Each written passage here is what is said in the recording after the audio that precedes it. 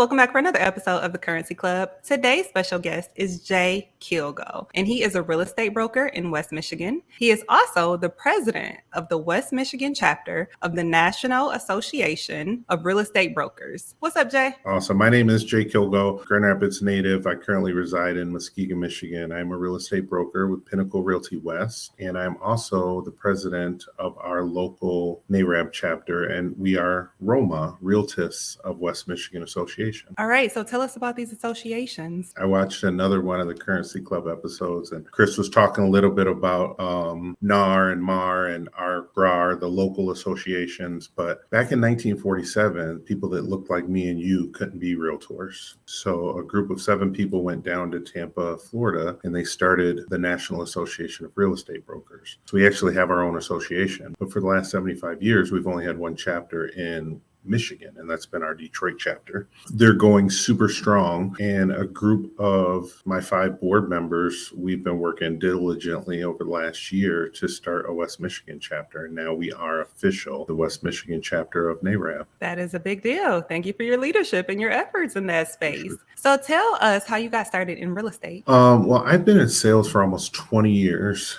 I was always stuck in a building. So I sold wireless phones, I sold cars. A lot of people might know me from the car dealerships. I got into real estate about 4 years ago. I just really loved the freedom of schedule. I wasn't missing kids' games or events or different things because I was stuck somewhere. And starting my own real estate business or starting into the real estate industry, I've learned so much, and I just love being able to help people navigate the ins and outs of the real estate market. Is there a difference between a realtor, a real estate agent, real estate broker? Can you educate us on that? For sure. Let's start with the realtor. Realtor is a trademark name owned by NAR, the National Association of Real Estate, and Realtist is a trademark owned by NARAB, the National Association of Real Estate Brokers. So I'm actually a realtor because I'm part of NAR, and I'm a realtist because I'm a part of NARAB. So those are just the associations. But the difference between a real estate agent and a real estate broker, agents are like salespeople, so you can be a real estate agent and sell residential, sell commercial. You can just be a listing agent and do the listing side, or you can be a buyer's agent and help the buyers find homes. As a broker, I could start my own company, and I could call it Jay Kilgo Real Estate, or I could work for one of the bigger companies, the Remax, the EXP, Keller Williams, and be an associate broker for one of the bigger companies. So I love real estate because it's really all about you. And I do love helping people get the real estate license and kind of help them navigate that avenue too of becoming a real estate agent. So let's talk about the key roles and responsibilities. It sounds like you help other people become real estate agents, but what else? For sure. So each brokerage is different. Some people are brokers and they just do their own thing. They don't have any responsibilities.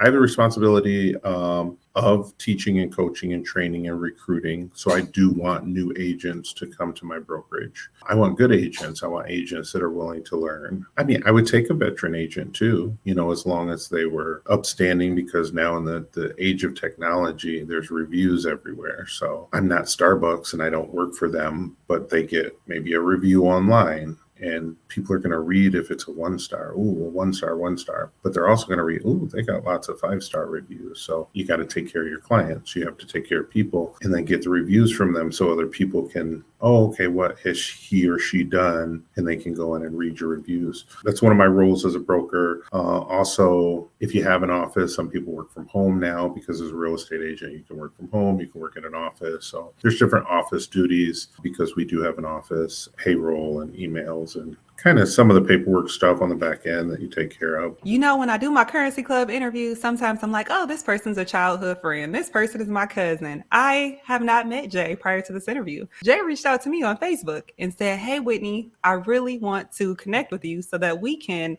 educate folks about the housing market, how to create generational wealth, and a few other things. So we're going to get into all of that now. What is your take on the housing market? Is it about to crash? Are prices about to significantly drop? We're going to be able to get houses at cheap prices again? For sure. I love the question because it's actually one of the number one questions that I get lately. Is the market going to crash? Should I wait? The housing market's different than it was in 2008. In 2008, a lot of bad loans were going out there, and that all kind of came to a snowball when a bunch of people couldn't keep up on their loans, then the housing market crashed. we're not going to see a crash anytime soon unless everything crashes. Like I kind of had my eyes closed today watching the stock market because I do keep my eye on that. That fluctuates. It's a down day, means tomorrow might be a good day to buy. But with the real estate market, prices may come down a little bit, but they're pretty much going to hold steady at least for the next 2 to 3 years because there's still a demand for housing. So unless the whole market as a whole, we go to war or something crazy happens, the housing market's actually a very strong investment to make. Okay, so do you watch the market in West Michigan and Michigan as a whole, or do you look at things on like a national scale? The market in Michigan, because I'm only licensed in the state of Michigan. I'm currently studying to get my license in a second state, though. There are other states that I watch the housing market. It's like a string. So you'll take the bigger cities on the East Coast or the bigger states, New York, Maryland, DC area, then down to Florida, then over to Texas. And it's a string. As it changes here, it starts changing here, and it goes, and it's right back to Michigan. So the way that the market has slowed down here in Michigan, it's slowed down in Texas and New York and Florida. So it's kind of a national trend, the way that prices are up or down, or things are going fast, or things are sitting on the market a little bit longer. Okay, so when we were messaging back and forth prior to scheduling this interview, you said home ownership is one of the keys to creating generational wealth. And I felt that 100% agree with that. And I mean, I've always been into ownership. I actually have a house in Grand Rapids that I rent out. You know, I want that passive income. I'm looking to buy more houses when the market changes. But let's talk about how home ownership helps create generational wealth. We will talk about that. And then I'm going to talk to you about why you said when the market changes, because you don't have to wait. Let's get into it. I like to start with renting because everyone needs a place to live. Most people either rent, they live with family, or they buy. They're a homeowner. I never like to see people down people who rent. Renting is a necessary evil. If it was the choice of me renting and paying more money than I should for a little 2-bedroom or studio or a 3-bedroom, and these landlords are charging me outrageous prices, that's better than being homeless or being in a really bad situation. But if you are a renter, hear me well, you can own a home. There are ways for you to own a home without $10,000 in the bank. There are ways for you to own a home without a 700 credit score. Home ownership is the way to generational wealth because the market's not going anywhere. Every payment that you make on your mortgage goes towards that principal. Even if it's not the whole payment, it goes towards the principal. So after 1 year, 2 years, 30 years, every payment that you make is going back in your pocket. So if you live there for 10 years and you sell the home, you've made some money. If you live there for 5 years and you sell the home, at least you've still made some money. When you're renting year after year after year after year, you're only putting money into that landlord's pocket and you're not putting money into your own pocket. I have 2 children. Both of them are in college. I have a freshman and a sophomore, and they both go to school here in West Michigan. If something was to happen to me, even if my estate sells my home, I have some equity there, and it's something that I would be able to pass to my children. God willing, he has a lot more years for me, and I can pay the home off, and then I can take the equity from a home that I own free and clear. And then what's the market going to be like 30 years from now? I'll be able to sell that home, especially if I keep upkeep on it. I update stuff and I don't let the house run into the ground. So it's going to take some effort on my part, but now I can sell the home. We look at some of the prices, whether it's in Texas or Florida or Michigan. We take some of the prices of these homes. An average price home in 49509 is $236,000. And just think, if I paid that house off and now I own that house free and clear, what can I do with $236,000?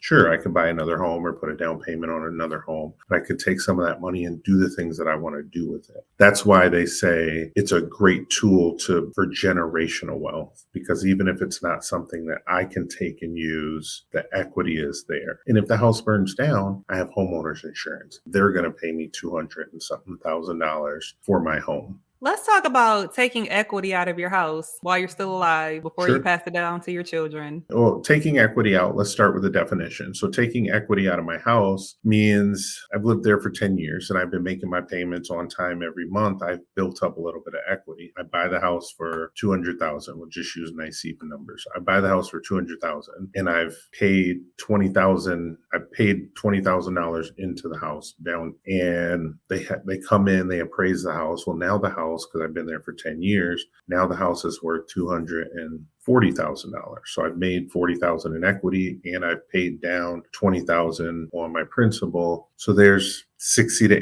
$80,000 there to work with. And I say, I need to buy a car, or I have an emergency. I need to get a surgery or something, whatever your need is to take that equity out of your house. A lot of financial experts will say, literally don't take a home equity loan unless it's an emergency. I tend to agree with them, but people need money for different things. So if I had to, I could take some of the equity out. They're going to refinance my loan and then I'll have the cash, but I'm basically starting my mortgage over again with the new value of my house. And I'm going to still make payments on it every month. One of the reasons why currently people aren't refinancing as much or taking home equity loans out are because of interest rates. Interest rates have gone up since the pandemic. One of the reasons why people may be waiting to buy a house, or they say, oh, don't buy right now. It's not because prices of houses are up. It's literally because interest rates are up. And it changes monthly. Back in April, May,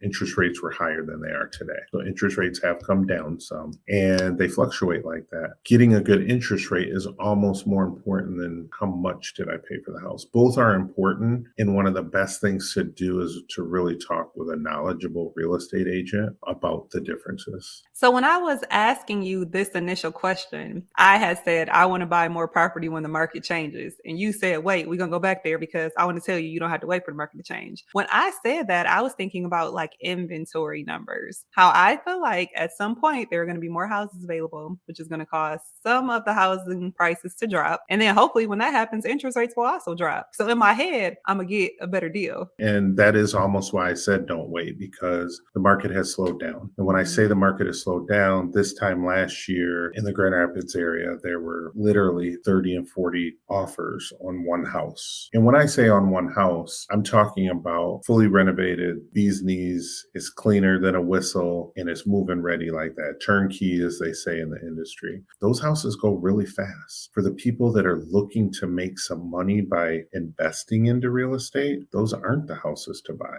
Those are the houses to sell. So you can find a fixer-upper, and I don't mean literally the house is falling over, but the house is solid, but it's dated. You go inside and it looks like grandma's kitchen from back in the day when you grew up or something like that. Those are the ones you want to see if you can get a good price on them. And you're starting to see more houses sit on the market. So I do also get on the MLS every day, the multiple listing service. That's what we use. And I'll look at different inventory. And if something's been sitting on the market for 3 or 4 weeks or longer, it's been sitting on for 90 days, 120 days, I want to find out why, because the price is reasonable. And maybe I can go in, that seller really wants to get rid of the house. I can go in, get it for a little bit under asking price. And now I have more money to work with if I'm going to renovate that house. I get the right people to fix it up, and then I can be one of those sellers who puts a house on the market and there's multiple offers, which drives the price back up as a seller. You can find more inventory now. So when you're working with your agent, have them send you a list of what's currently on the market so you can look through it yourself, and don't just look at the pretty fancy ones. Sometimes look at the ones that may have been sitting on the market a little bit longer, because those are the best deals if you're looking to make some money. You actually just touched on asking price. You might be able to, offer something lower than asking price. What do you think is respectful? If I want to buy a property, but I don't want to pay that asking price, can I offer them 5 less, 10% less, 20% less? Like, what's respectable without them laughing in my face like, get out of here? Let's take some scenarios. If we take a house that was just listed today, I think it's a little bit overpriced. I did go and see it and it's nice. I want to buy it to live in it. It's going to be disrespectful for me to offer $10,000, $20,000 under asking price, because the seller's going to say, well, I just put it on the market. Well, I'll let it go through this weekend. I'll let it go through a couple weeks to see how many other offers I get. So they'll probably just ignore you, or they'll just decline your offer. Like, they just won't even return. I've had that. And I try to educate my buyers. I can't answer for the seller, but in my personal opinion, they're going to tell you to kick rocks. You can go in low, but if the house is fresh on the market, it's not a very good idea. What advice would you give to a first-time home buyer? Find a knowledgeable real estate agent. I mean, they don't have to be black, but I could look for a black real estate agent they don't have to be a man or they don't have to be a woman. Just find someone who will sit down with you, have a cup of coffee, because a lot of first-time home buyers, a lot of buyers don't know this. But if you're on the buying side, especially here in Michigan, it may be different in different parts of the country. So if you're listening, you don't live in this area, ask the agent. But on the buyer side, you're not paying the buyer side commission. You don't pay the commission to your real estate agent. So use them, utilize them, sit down and talk with them, tell them what you really want and what you're looking for, and they can help you navigate the process. Because the first step is getting with the right lender and getting pre-approved. Because I bank with Chase Bank or Fifth Third or PNC, they might not be the right mortgage lender for me to use to get the right mortgage for my house. So if they're knowledgeable and they have experience, you can ask them, who's the best lender that you would refer me to? And then you can have a conversation with that lender, tell them your goals to see how they're going to help you, because you're the commodity. Just like if I just freshly got my real estate license, I'm the commodity. I'm interviewing these brokerages. What are you going to do for me? When you want to buy a house, you are the commodity. You want to work with someone who values you as a client, values you as a customer. So I would really find the right real estate agent to work with who's going to help walk you through those steps of the process. Because after I get my pre-approval, then you work with your agent to find the right houses. If I want to save a little money, can I deal with a fixer-upper? Can I deal with something that needs a little TLC? Or, you know what, Jay, I don't know how to do any of that stuff. I really just want something that's move-in ready. I work so much. I got the kids. I just need something I can just move into. Great, no problem. Now I know I'm not going to send you those fixer-uppers. We'll just look at stuff that's turnkey and move-in ready. I'm sending my clients the right houses. I always tell people make the neighborhood, not the house. So if they're like, well, I don't want to live here and I don't want to live there, I do a lot of community involvement. And I know that in every city, there's good neighborhoods and not so good neighborhoods, but I can take any neighborhood and make it good if I want to make it good. When I'm thinking about buying a property, I drive by the house, and I learned this from my Aunt Bev. Shout out to Aunt Bev if you're watching this. But just looking on Zillow, like, oh, that looks nice. I'm not as familiar with the neighborhood. I ride by that neighborhood, ride by that house at 3 different times in a day, so I can Mhm. see what the neighbors are like. What is the Yes. community like? Are people littering? Is it kids unattended? Is it dogs running around? Like, Okay. is it Yeah. anything that's gonna make me uncomfortable before I even Yeah. go through the That's a process great of point. touring the house and putting in an offer and getting my real estate agent involved? Because like I need to know, am I even gonna be comfortable living here? So I mean, I don't know if other people have time to do that. I do have time. So that's what I do. But I also wanted to ask you, if it was a new person who is kind of reaching out and interviewing these real estate agents and they're trying to see if that person would be a good fit for them, what are the top 3 questions that a person should ask to determine if this real estate agent is a good fit for me? That's a good question. Because I do some coaching and I coach brand new real estate agents. I don't want to diss the brand new real estate agents, but you can ask them what sort of experience they have. Because at one point in time, I was a brand new real estate agent. So I just had to lean on my company. I had to lean on my broker and say, as a company, we have over 30 years experience in the West Michigan area, because I personally didn't have any. But I can ask them how well they know the area. So let's say I want to live in this school district because my kid currently goes to that school and this is the only school district that we're going to be looking in, Jay. What kind of experience do you have selling homes in this area? Because I think area is important too. It's a blessing and a curse when you're licensed in a state. Some states are really big, some are really small, but most states are really big when you get to driving it. I could sell a house in the Upper Peninsula of Michigan, but I know nothing about the UP. Same with Detroit. So I have some familiarity with Detroit. Some agents try to stretch themselves too thin and they don't know a certain area and they just are in it for the commission, or they're just in it for the money, and they don't do their client the best of service by referring them to someone that knows that area well. I would ask them how familiar they are with the area. I'd ask them about their experience. And then I would ask them about the process. I would see if they can kind of verbally walk me through start to finish, see if we can have a good communication back and forth to see if I'm comfortable working with that person. Do they know how to relay to me information I need? Because for most people, buying a house is the biggest purchase that they'll have in their lifetime. For first-time home buyers, how much money should they set aside for a down payment? That's a great question. So typically you should have at minimum 1% because there are programs out there. There are first-time homebuyers programs. There's a lot of SPCPs, which I'll get into that in just a moment with you. Special interest rates and down payment assistance that can help first-time homebuyers. So I don't need a ton of money. So again, if I use $200,000 as a baseline, if I bought a $200,000 house, well, normal 3% would be like $6,000.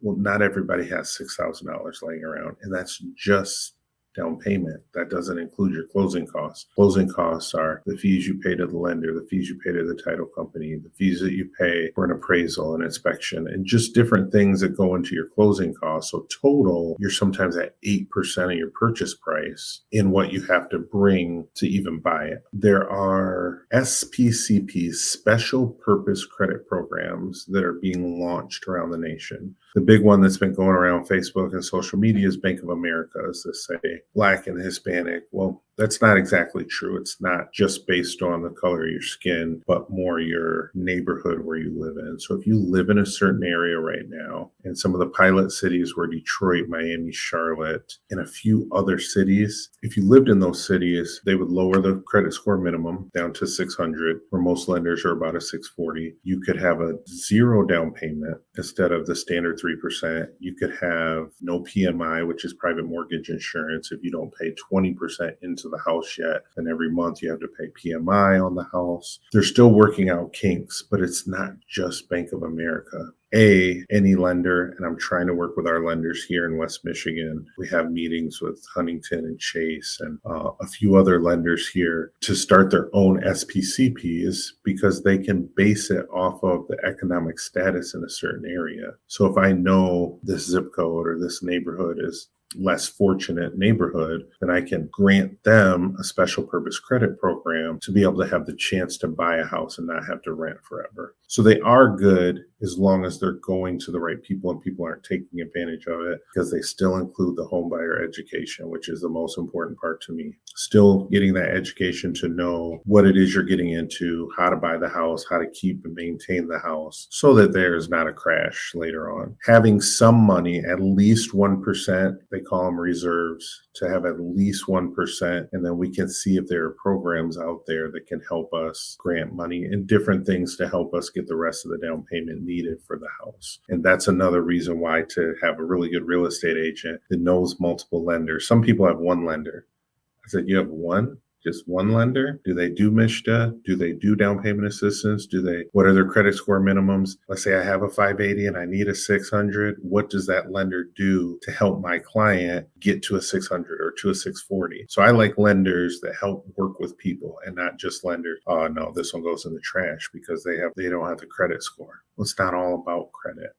Some of these new lenders, they're looking at your rental history and they'll use that as a credit score booster to help you qualify for a mortgage so you can buy a house. Can you give us the process for buying a house as streamlined as possible? So once you found your real estate agent, they'll send you houses, or you find something on Zillow, and that's totally fine if you use Zillow or Redfin or Realtor.com. You find a house. Jay, I just saw this when it popped up today. You send it to your real estate agent. Okay, great, Whitney. Can you see this house today at 5:30? Yeah, 5:30 works for me. You go see the house. Your real estate agent should be helping you look for things in the house. And this isn't a list of things for the seller to fix. This is a list of things that you may have to deal with as the buyer if you buy this house. Everything's negotiable. So you can ask the seller to fix certain things in a house, but it doesn't necessarily mean that they'll fix it. You write an offer on the house, your offer is accepted. Once your offer is accepted, you usually have a due diligence period in there, inspection period. People call it different things. I always recommend to my clients to get your house inspected. You're making a really big investment. Spend $400 or $500 and have an expert go in there so you can get a list of things that you may need to keep your eye on or that may need to get fixed sooner than later. You have your inspections. Your inspections come back. There's a few minor items on there. There's a few major items on there. You negotiate any of the major stuff and the seller says they'll fix it or they'll take money off the price of the house. And between that due diligence period, you negotiate with the seller and the buyer to an agreement. Now we're under contract. Now the bank sends their inspector, which is called the appraisal. The house appraisal, they are, if it's FHA or VA, if you're a veteran, Veterans Home Day is November 11th. I have a call with the NAREB next week about our veterans because they don't get the love they should. If you have one of these houses, the appraiser is looking for safety issues in those houses. So they're looking for peeling and cracked paint, tripping hazards, handrails. They look at the roof and the furnace and different things like that to make sure, and they help protect the buyer to make sure the buyer's not buying something where they spent all this money. They had $6,000. They put it all down on the house. And then a month later, the roof caves in or the furnace goes out or something like that. And they don't have any more money to fix those things. So they walk away from the house and default on the loan. So that doesn't happen. They send in the appraiser. So appraiser does two things. They look at some of those safety things, but then they also look at the price of the house. Well, we negotiated $200,000 for this house, but the appraiser comes back and says, well, the house is only worth $180 based on the market.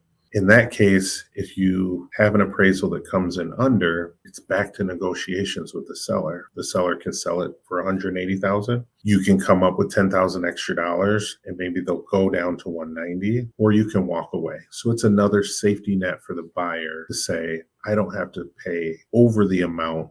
Because we were talking about equity earlier, you buy a house for $200,000 that's only worth $180, you'd be starting in a negative equity position. And you don't want to start negative equity. You want to start positive, really. If the appraisal came back at $220,000, now you're starting in a positive equity position. So I'm only paying $200, but the appraiser says it's worth $220. So these are really good things to know. And then after your appraisal's clear, so it comes back at value, no repairs needed, or you negotiate the price or repairs that are needed, then the title company, because most people close here in Michigan, some states you close with a real estate attorney. Here in Michigan, we use title companies. That gives you title insurance. That means when I buy this house, I'm going to get a piece of paper that says I'm not taking on that seller's back taxes or assessments or the new street lights they put in. None of those previous owners' bills are going to be passed over to me. I can buy that house starting fresh. So I'm going to have to pay my taxes on it, but I'm not going to get an old bill from the previous owner. Some people have possession at closing, so you get your keys at closing. Because nowadays some people can't move until they sell. Sometimes you have 2 weeks to 30 days to wait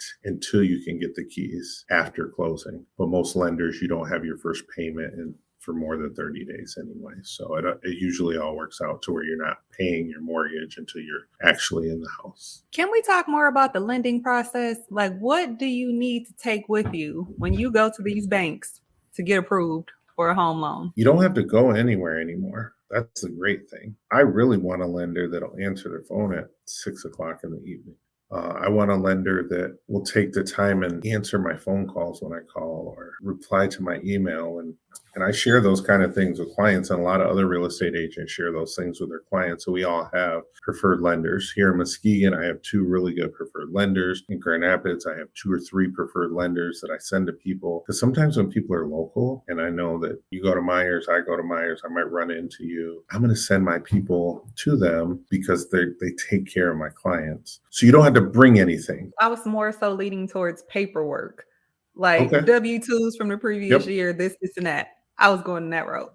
You'll need to send the lender quite a bit of information. If you're a W-2 employee, they usually are going to look for 2 years of W-2s. There are lenders, though, where you don't have to have 2 years on the job. I can have like experience. And I remember I was telling you, I was at car dealerships. I worked for 4 different car dealerships. I was manager in Grand Haven. I was manager in Rockford. I was manager in Muskegon, of these different car dealerships. But it was like experience. So I could take a W-2 from this one and hand those in too, because I'm still doing the same type of thing. Guys, you don't have to have, well, I haven't been there for 2 years, I can't buy a house.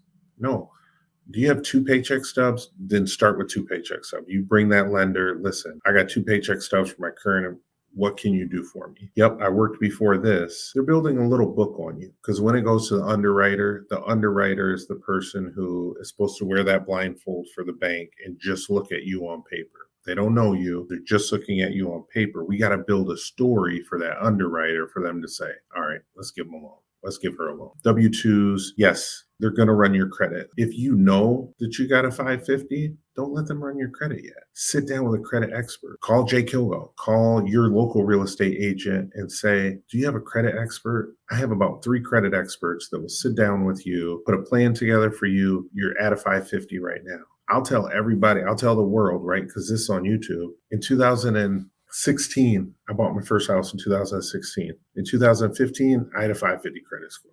It's okay. It doesn't matter, because less than a year later, I was above a 660 and I bought my first house because I put a plan together, saved a little bit of money. Okay, if I spend this every month on whatever my vice is, right? Starbucks or cigarettes or whatever people do with their money, I can buy video games, whatever people do. Okay, let me slow down and budget that. Sit down with an expert, let them show me how I can go from this to where I want to be. Because my biggest thing, kids really wanted a new house. We were in a little teeny tiny house that we're renting, and I wanted a new house. And I put the plan together and I sat down with an expert and I did it. And you all can do it too. You just got to start having that conversation with people. Yeah, so this conversation makes me think of 2 things. One thing is that if you are thinking about buying a house, be very cautious about your transactions to and from your bank, because they are going to monitor all that. They're going to ask questions and run reports, and they're going to get all in your business, your financial statements, if you are about to go through this process of either trying to get pre-approved for a home or actually buying a home. So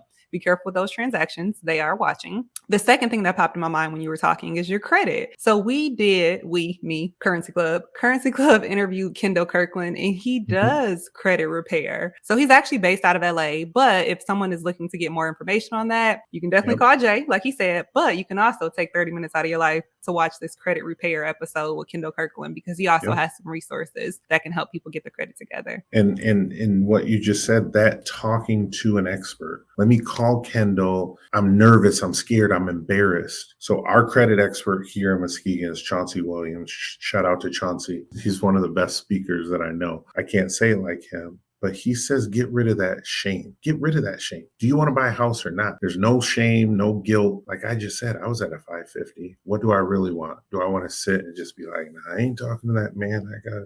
I owe them people, and none of that matters. Talk to an expert, see what you have to do, get it fixed so you can move on to that home ownership. So now I want to switch it up. I want to play a little game with you. This game is called I'm a Hustler. What is the craziest thing you've ever done for money? Yard sale stuff on Facebook, or way back in the day, like college days, like sell Lucy's, like sell cigarettes just singly. Like, oh, you want a cigarette? It's $2. And I bought the whole pack for $4.55 back before they were. And I don't smoke anymore, but back in the day, Fast forward to where you are now.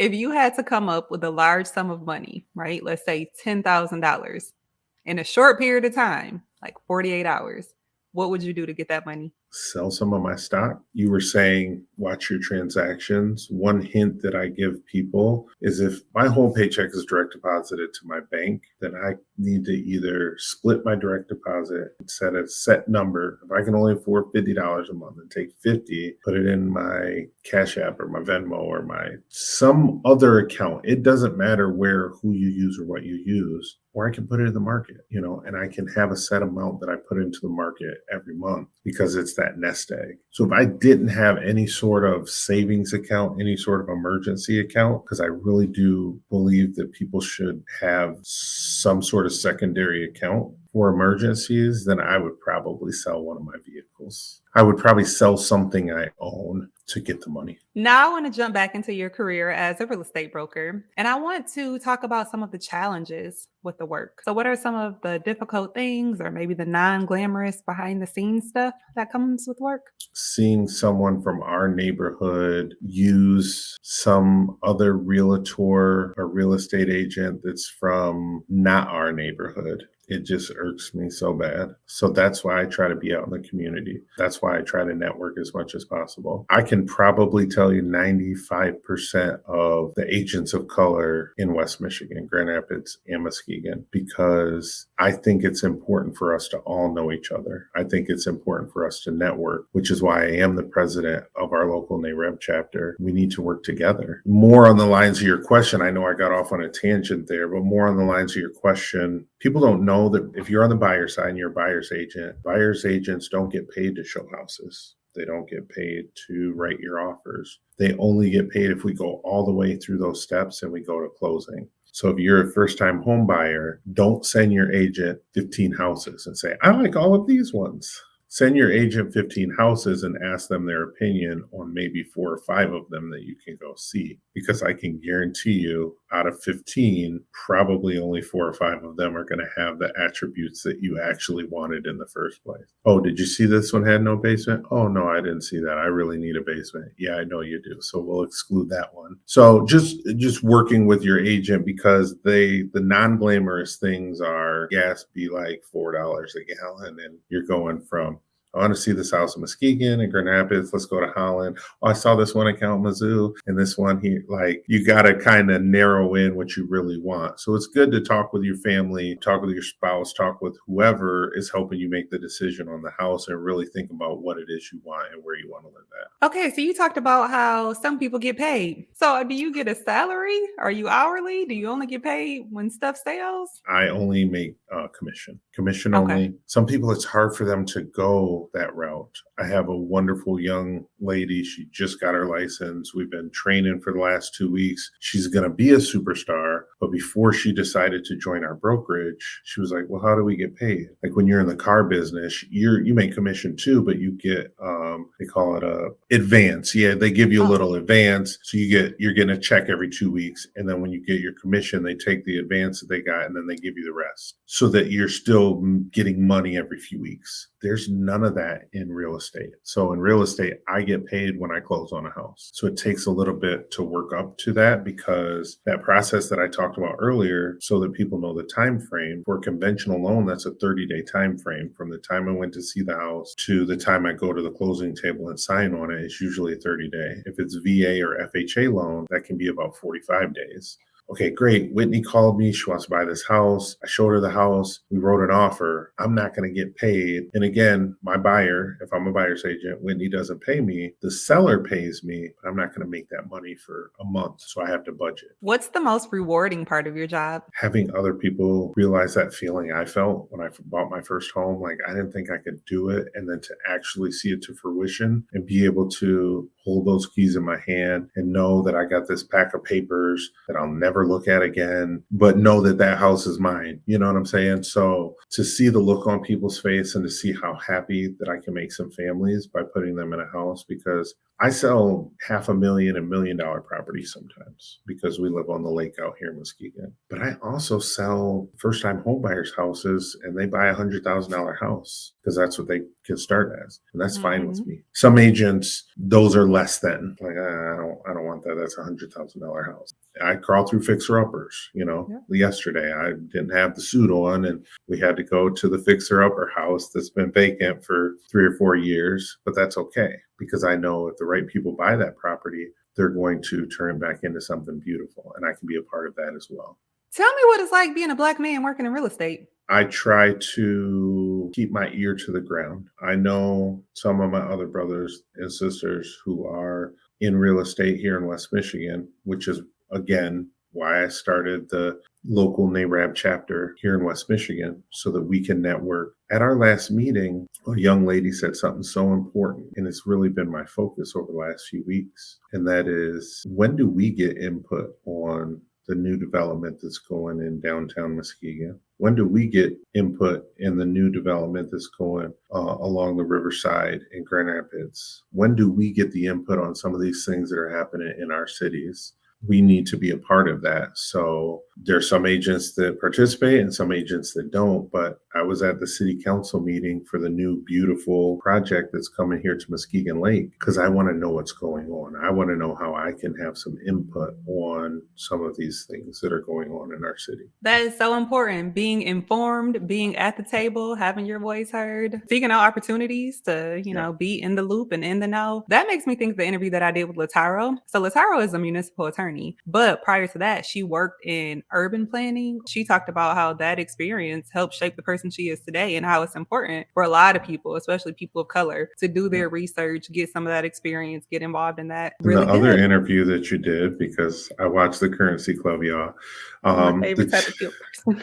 And the gentleman that works for the municipality in Grand Rapids, and how if there's something wrong on my street, I need to tell the people at my local municipality this is going on, so that if it becomes a problem and affects my property, that I can get something for it.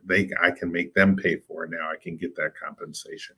Those things are really important. Yes. So that was AJ. That's actually my cousin. Check out his interview too. I'm going to drop all those links in the description box. But thank you for actually watching the content and finding value in it. Yes, ma'am. What is your favorite Black-owned business? I have a lot of them, because like Grand Rapids, Muskegon has Black Wall Street Muskegon. We have a yearly expo. We had our second annual one this year, and there were over 85 vendors. So next summer, if you're in the Muskegon area, make sure you check out the Black Business Expo here in Muskegon. But it was really dope. And there's so many. I like to eat. La Soul Fields is a restaurant where you get takeout. She also caters. And the Us Cafe, the Us Cafe is really the place to go. Before I got this office, I would just bring my laptop and go sit at the Us Cafe and be working. And I could get some shrimp and grits, or I could get some, I don't even know her whole menu, but I know there's always something good on the menu. Those are two local places to eat here in Muskegon that I like to go to. Oh, I love to eat. I love to eat. I write reviews. I have videos. I have a whole other YouTube channel dedicated to food reviews. A whole Instagram dedicated to food reviews. So we here. I felt that. You mentioned a few of the other episodes that you had watched throughout the interview, and I appreciate that. Watching the content is free. Subscribing to the channel is free. So tell the viewers why they should subscribe and watch the content on the Currency Club. Knowledge is power. But if you did make it this far, I hope that you learned something. I hope that even if you didn't learn something, you thought of some questions that you want to ask your local real estate agent, because the Currency Club, all of them, will show you a topic of what they're talking about that day.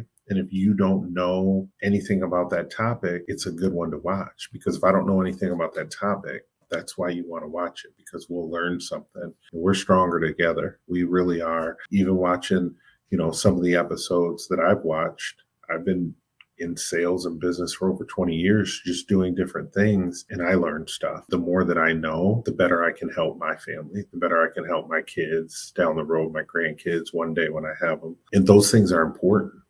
Those things will get us ahead, will help us catch up. Okay, so I definitely want to thank you for your time. It has been a pleasure talking with you about real estate and everything else that we covered. But before we go, is there anything else you want people to know about real estate? Yeah, don't take your real estate advice from Facebook, Instagram, TikTok. And yes, you can find me on TikTok too. I'm a music lover. And if you go on my TikTok, there's not real estate. It's all me lip syncing and singing and dancing and stuff like that. But I really do think with real estate, we should sit down and just talk with an expert, because it's free. Real estate agents aren't attorneys. They're not going to charge you a retainer. I mean, they can, but I think that knowledge should be free. And I like to share it with people when I can. If you have a question, ask your local real estate agent. Ask someone that's in the industry.